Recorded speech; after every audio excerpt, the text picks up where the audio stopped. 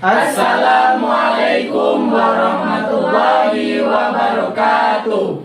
Selamat pagi dan salam sejahtera untuk kita semua. Hidup mahasiswa. Hidup mahasiswa. Kami dari kelompok 4 yang beranggota. Oke, saya ketua kelompok 4. Perkenalkan, nama saya Muhammad Iqbal dari kelas B sore. Perkenalkan, nama saya Ali Marwan Abror, saya dari kelas A sore. Nama saya Nindiza Maudesya, saya dari kelas B sore. Perkenalkan, nama saya Saskia Darmayanti dari kelas B pagi. Saya Prumensiawia, saya dari kelas A sore. Ya, Oktaviana Piranata Kanatiri dari kelas A pagi. Nama saya Tari Utami dari kelas A pagi. Nama saya Saptika Wideningsih dari kelas B pagi. Nama saya Rida Sari dari kelas A pagi, perwakilan dari kelompok 4. Di sini saya akan menyampaikan materi mengenai teorema Pitagoras.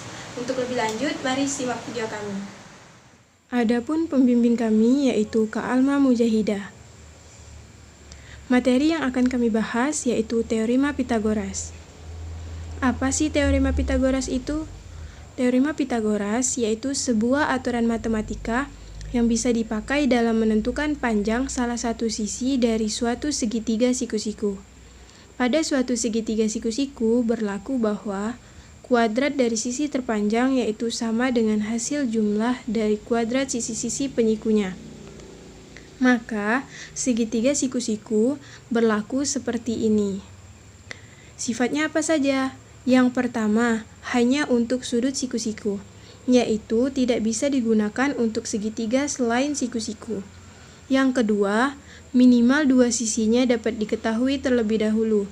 Jika yang diketahui hanya satu, maka kita tidak akan menemukan hasilnya, kecuali ada tambahan diketahui luas dan lain sebagainya.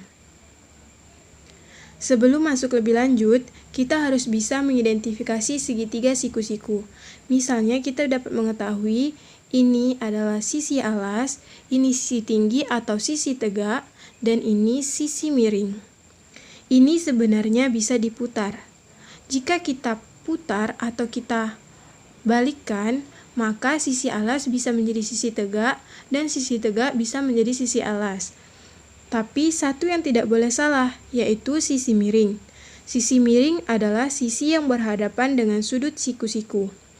Lambang sudut siku-siku biasanya ada kotak di bawah, yang itu setara dengan 90 derajat.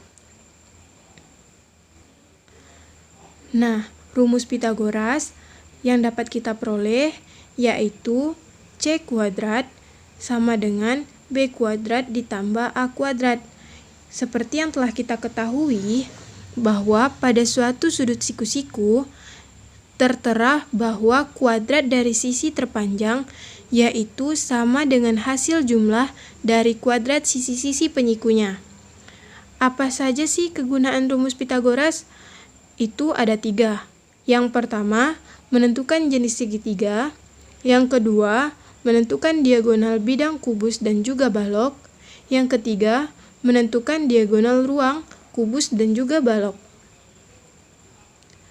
Nah, sekarang kita masuk pada bagian contoh.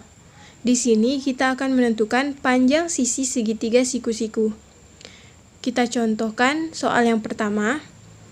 Suatu segitiga siku-siku mempunyai sisi tegak AB, panjangnya 15 cm, dan sisi mendatarnya BC sama dengan 8 cm.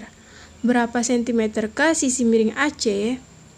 Penyelesaiannya, kita ketahui AB sama dengan 15, BC sama dengan 8. Yang ditanya adalah panjang AC.